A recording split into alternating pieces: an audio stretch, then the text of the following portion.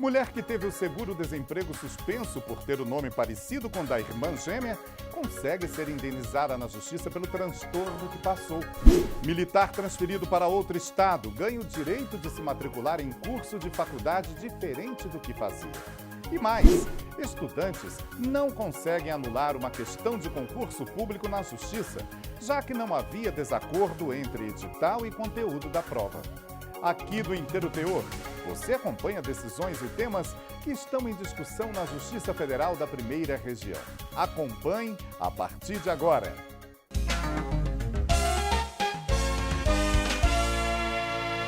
Irmãos gêmeos com nomes parecidos, algo comum de se ver por aí. Mas essa semelhança pode trazer problemas.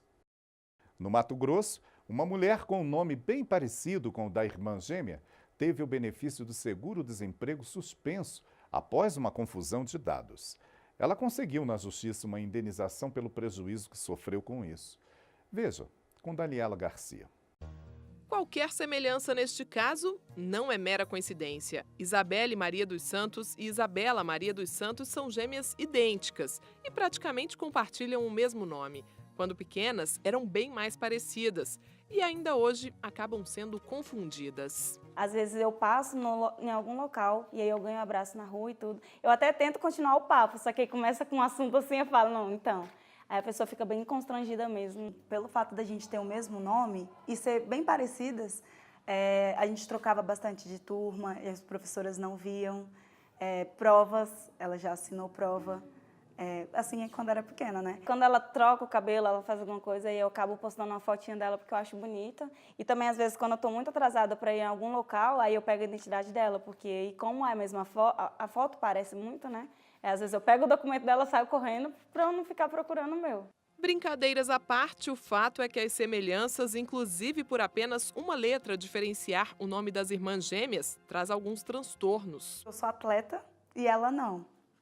Então, quando eu vou fazer uma inscrição em algum curso ou corrida, sempre sai o nome dela. E em vez do meu, eu não gosto, porque se eu sou Isabelle, tem que sair Isabelle. Aí eu escrevo sempre em maiúsculo o final, a última letra do nome para ver se as pessoas colocam certo. Igual no meu trabalho agora, eles foram fazer um crachá para mim e o cara do crachá colocava Isabela. Aí eu ligava lá, moço, tá errado. E sempre colocando Isabela. Isso é chato, porque se meu nome é Isabelle, tem que ser Isabelle, não Isabela. Elas contam que no centro de saúde, por exemplo, também sempre enfrentam problemas. Muitas vezes, um dos cadastros é simplesmente excluído. Igual eu cheguei hoje, eles falaram que eu fui. Aí eu voltei e falei, não, é a minha irmã gêmea que veio. A gente sempre observa e avisa que somos gêmeas, porque senão pode dar esse erro. Sempre acontece, então a gente já fica com medo de acontecer. Então a gente já vou assinar, já fala que é Isabelle com Z e 2 L's, né, e o E. Os números geralmente do CPF e RG também é muito parecido, né, só muda uma letra ou outra. Letra não, número, né. E aí a gente tem que prestar bastante atenção em questão disso. Foi justamente uma confusão de dados parecida que gerou um grande problema para uma mulher no Mato Grosso. Ela estava recebendo o seguro-desemprego, mas teve o benefício suspenso porque o Ministério do Trabalho usou de forma equivocada os dados da irmã gêmea dela, que tem apenas uma letra do nome diferente e na época trabalhava na prefeitura de Denise. O fato gerou um atraso de 3 meses para o pagamento da parcela e levou à devolução de 2 cheques, além de outros prejuízos. Diante da situação, ela entrou com uma ação na Justiça. Já em primeira instância, o direito à indenização pela suspensão indevida do pagamento foi garantido, mas o caso foi parar no TRF1 após recurso da União, que alegou que a parcela foi liberada após constatação do erro da Prefeitura quanto ao número do PIS lançado na guia. Argumentou ainda que o suposto dano ocorreu por um fato desvinculado das atribuições da União. Ao analisar o processo, a 5ª turma do tribunal não aceitou as alegações e entendeu devida a indenização de R$ 5.000 à autora como reparação pelos danos morais. O dano moral ele é devido em consequência de um sofrimento que a vítima tem e em consequência de um ato ilícito de alguém. É uma angústia que qualquer pessoa passa por ela em decorrência de um ato indevido, impróprio de outrem.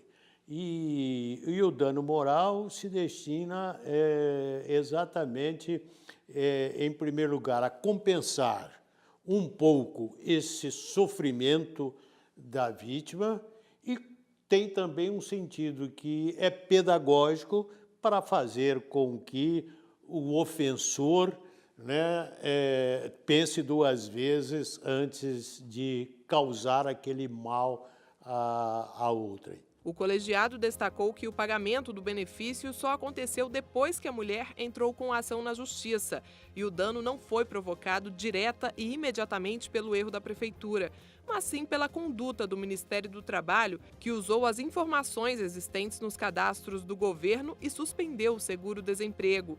O coordenador-geral de gestão de benefícios da Secretaria do Trabalho justifica que as informações são automáticas e vêm de base de dados de outros órgãos e do próprio empregador. Porque no momento em que o trabalhador vai dar entrada no seguro-desemprego, ocorre um processo de habilitação ao benefício, em que nós checamos todo critério que assegura o direito ao benefício, estar desempregado, não receber benefício da Previdência. Para isso, o que o Ministério da Economia faz? Ele consulta as bases de dados do governo, as informações da Receita Federal, as informações da Previdência Social, as informações da Caixa Econômica. Então, e esse processo ocorre também, tanto no momento da habilitação ao benefício, quanto no momento de cada parcela a ser liberada mensalmente.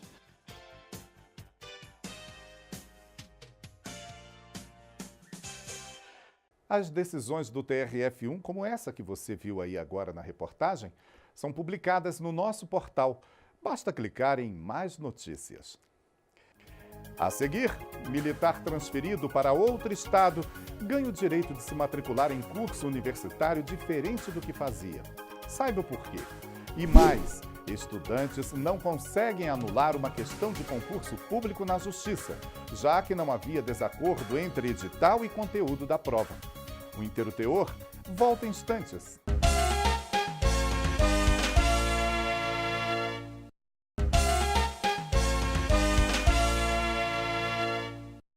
Um grupo de estudantes não conseguiu anular uma questão de concurso público porque não ficou demonstrado desacordo entre o conteúdo exigido na prova e o que estava no edital. A decisão é do TRF da Primeira Região. Confira. A carreira jurídica é um sonho profissional de muita gente. Acho que é tão almejada por conta da estabilidade, né? Porque na vida privada você não tem a estabilidade que o concurso tem.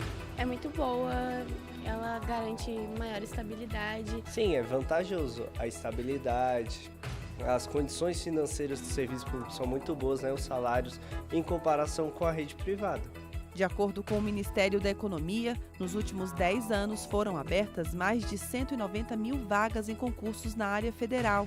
A Associação Nacional de Proteção e Apoio aos Concursos, ANPAC, estima que cerca de 10 milhões de pessoas participem das seleções anualmente. E para quem faz concurso público, é preciso ficar atento.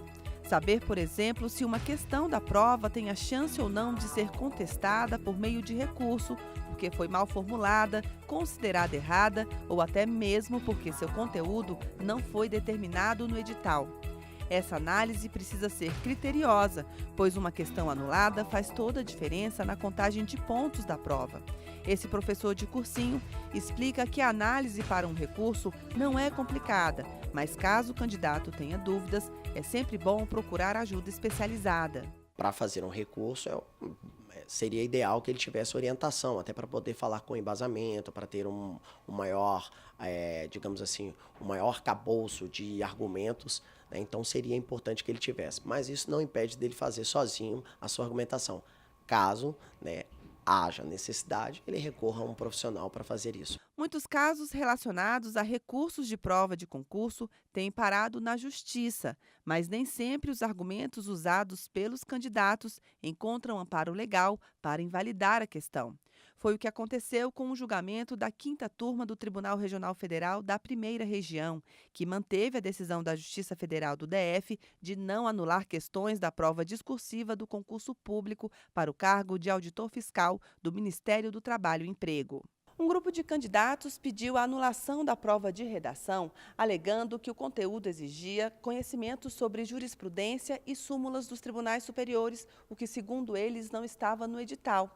Mas a relatora do caso, desembargadora Daniele Maranhão, destacou que as alegações dos apelantes não se sustentavam, pois o conteúdo programático da prova exigia estudos sobre direito positivo, tema que engloba o assunto cobrado na questão. Para o professor Rodrigo Francelino, se por um lado faltou a atenção dos candidatos sobre o conteúdo do edital, por outro, também faltou clareza da banca na hora de listar os conteúdos. A primeira coisa é estar atento às regras. Muito candidato presta o concurso público, mas muitos candidatos não leem o edital. Então, se você não sabe o edital, você não sabe das suas regras. Logo, provavelmente você terá problemas. Então, é muito importante que o candidato esteja atento ao seu edital. Aí são duas interpretações distintas, né?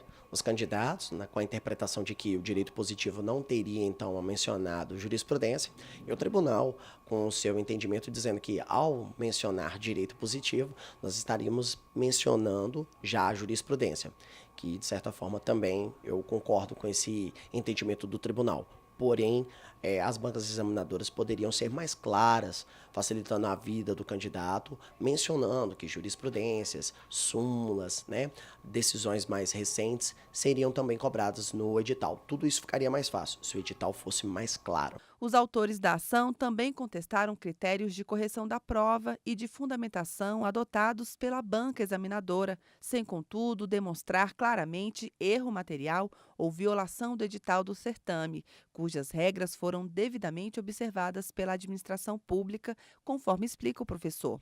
Ele conta que já há entendimento pacificado sobre a soberania das bancas de concursos nos critérios de avaliação. Cabe às bancas examinadoras dizerem se está certo ou se está errado. A banca examinadora é quem tem essa, digamos assim, essa prioridade. Agora, o que os candidatos podem questionar? As regras que não estiverem descritas no edital. Então, no caso, o entendimento do tribunal é de que ele não pode questionar a forma de correção, porque a forma de correção é algo exclusivamente da banca. A Fernanda, formada em comunicação, pretende passar em algum concurso na área policial. Para ela, decisões como essa são um alerta para que os candidatos estudem bem o conteúdo dos editais e direcionem melhor os estudos. Fico alerta mesmo da gente ter sempre esse cuidado, da gente verificar o que está sendo mesmo cobrado. Eu costumo, inclusive, sempre procurar os meus professores para tirar dúvidas do edital, porque tem certas coisas, nomenclatura, que a gente não sabe. Então, a gente tem que estar sempre atento a isso para não chegar na hora da prova e se deparar com isso, para não perder a questão.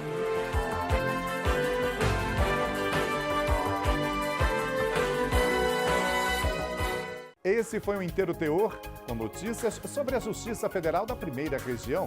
Você pode ficar com a gente no nosso portal e também nas redes sociais, Facebook, YouTube e Instagram. Até o próximo programa. Tchau!